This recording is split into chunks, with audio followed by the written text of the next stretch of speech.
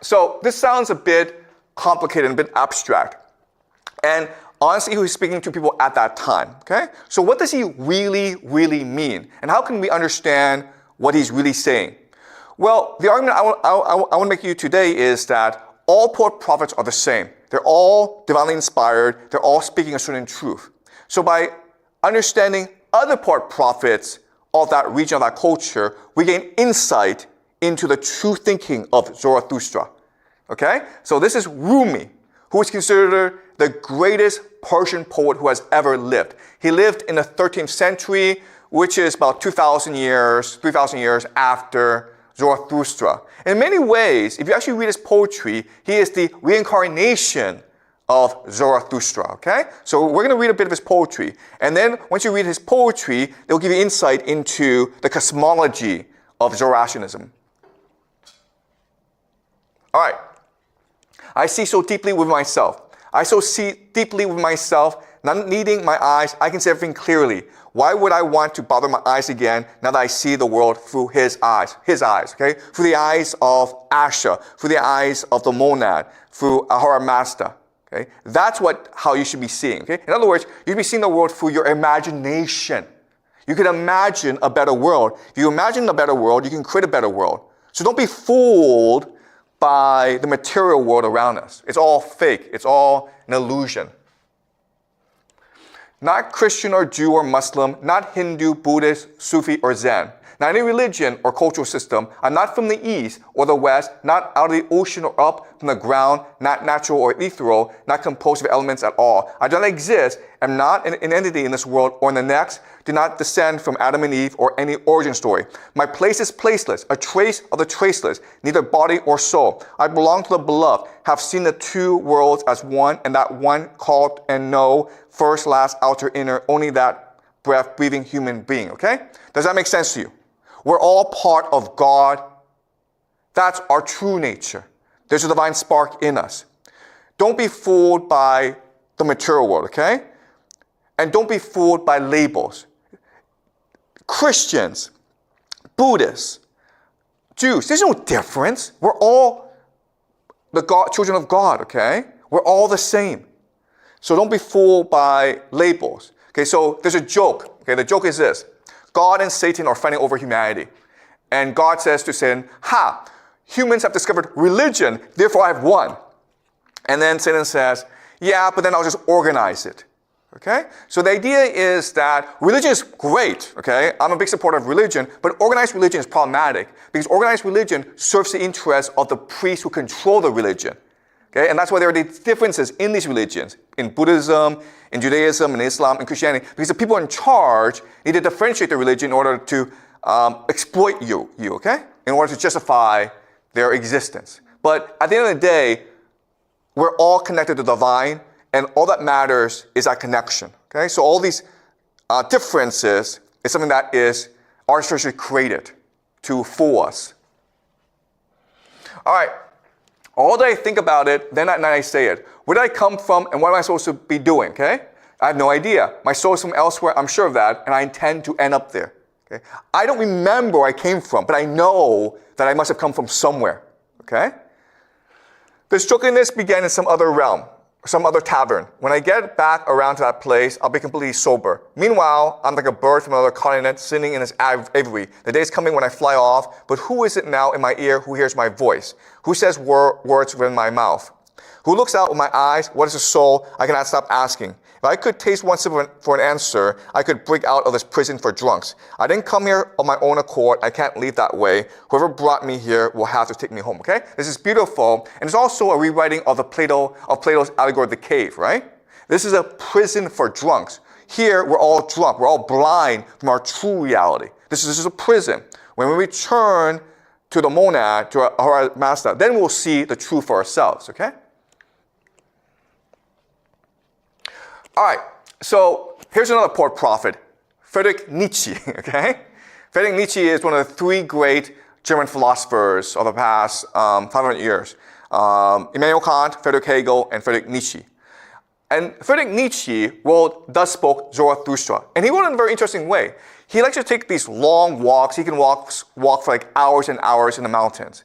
And then now and then he feels as though he's being seized, okay? A force has seized him and compels him to speak. And he believes this person is Zoroaster, okay? So he wrote a book, and it's just a recollection of all the moments when he was seized by Zoroaster and forced to speak his words, all right? And when we actually read what Nietzsche writes, you will see that it's actually pretty similar to what Zoroaster himself promoted during his time. Of course, Nietzsche is promoting it in a more modern contemporary lens, okay? So if Zoroaster were to come back, he would basically be Nietzsche, okay? So in many ways, Nietzsche and Rumi are reincarnations of Zoroaster. They're all trying to speak a divine truth to humanity. All right, so this is the prologue, the first page of Thus Spake Zoroaster, okay? And what you will notice, okay, look for this. What you will notice is that this is exactly like the allegory of the cave, okay? All right. When Zoroaster was 30 years old, he left his home and the lake of his home and went into the mountains. There he enjoyed his spirit in his solitude, and for 10 years did not wear of it. But at last his heart changed, and rising one morning with a rosy dawn, he went before the sun and spake thus unto it. Thou great star, what would thy happiness if thou had not those for whom thou shinest? For 10 years hast thou climbed hither unto my cave. Thou would have weather of thy light and of the journey, had it not been for me, mine eagle and my serpent. But we awaited thee every morning, took from thee thine overflow, and blessed thee for it.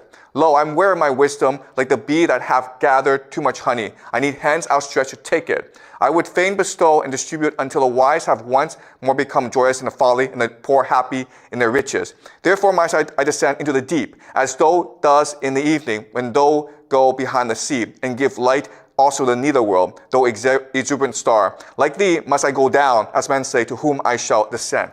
Okay? So Zoroaster has hid himself in the cave. And inside the cave, in solitude, he has discovered Asha. He has discovered the secrets of the universe, and he's discovered that this is not enough. I must now go shine the light on everyone. Otherwise, I can never achieve Asha fully. Okay? So it's exactly like the allegory of the cave, where the prisoner, he escapes into the light, and he's happy until he realizes that you can't be happy alone. You have to share this happiness with everyone else, okay? So it's exactly like the allegory of the cave. All right, let's continue. Though implantest thy highest aim to the heart of those passions, then became thy virtues and joys. And though thou wert of the race of the hot-tempered, or the voluptuous, or the fanatical, or the vindictive, all thy passions in the end become virtues, and all thy devils and angels. Once had those wild dogs in thy cellar, but they change at last into birds and charming songstresses. Out of thy poisons breed thou balsam for thyself, thy cow affliction milk so. Thou drinketh thou the sweet milk of her udder. And nothing evil grow in thee any longer, unless it be the evil that grow out of the conflict of thy virtues. My brother, if thou be fortunate, then wilt thou have one virtue and no more. Thus goes thou easier over the bridge. Illustrious is to have many virtues, but a hard lot. And many a one have gone into the wilderness and killed himself, because he was aware of being the battle and battlefield of virtues. Okay, the question then is, if our master is wisdom, why do we live in a world of hate, of evil, of sin? And the answer is, because virtue must come from vice. Good can only come from evil. Okay? To live in good forever is to live in ignorance. Okay? We are born in the drush so that we may discover Asha. From our struggles, we will discover what truly good is. And that's a gift that God has given us. To grow, to live in a time of evil so that we ourselves may create good for humanity. Okay? That's the central message of this. Without vice, there can be no virtue. And to have one virtue itself is not enough. You must be constantly in a battle to create more and more virtue. Okay? So if you are a man of sin or a woman of evil, be thankful, because now is your opportunity to be a star, a sun that through transformation of oneself can brighten the world, okay? And when you do that, you transform the world. And then after you do that, your next battle is to go and transform someone else. Or to look deeper and discover the evil in you, okay? So don't worry about the world itself. Just worry about you yourself. Because within yourself is a universe of evil that can be transformed into a universe of good. So one really important thing I have to say is that this is not Buddhism, okay? The structure and the framework are very similar, but what Zoroastrianism fundamentally says is that compassion is not enough, okay? You have to act, because justice is about action. If you see injustice, you must speak out. You can't be like, oh, I'm indifferent because I'm compassionate. Okay? That's not enough. You have to act out. And that's why people who believe in this religion were so creative, okay? Because they believe in action. Being indifferent is simply it's basically being complicit in the system, all right? All right. Ye tell me, life is hard to bear, but for what purpose shall you have your pride in the morning and your resignation in the evening?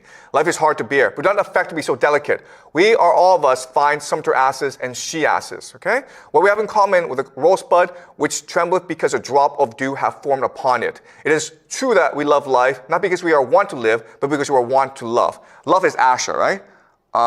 We always want to achieve asha. There is always some madness in love, but there's always also some method in madness. And to me also, who appreciate life, the butterflies and soap bubbles and whatever is like them amongst us, seem most to enjoy happiness. To see those light, foolish, pretty, lively little sprites flit about, that moves Zoroaster to tears and songs. I should only believe in a God that would know how to dance. And when I saw my devil, I found him serious, thorough, profound, solemn. He was a spirit of gravity. Through him, all things fail. Okay, so what Nietzsche hates is organized religion. Because organized religion, it is very serious, very somber. It basically wants to enslave us, right? It's like, don't do anything bad, don't drink, don't smoke, don't have sex, or you'll burn in hell, okay? That's very serious. And what Zoroaster and what Nietzsche is saying is that that's not what Asha is, man. Asha is to recognize that the world is beautiful, that our master is all merciful, all forgiving, all love, all compassion. And you must delight in the world because that's why he created us, okay? So the only way to survive this world of evil is to recognize that beauty is everywhere around us. And it's our responsibility to discover this beauty and to celebrate this beauty.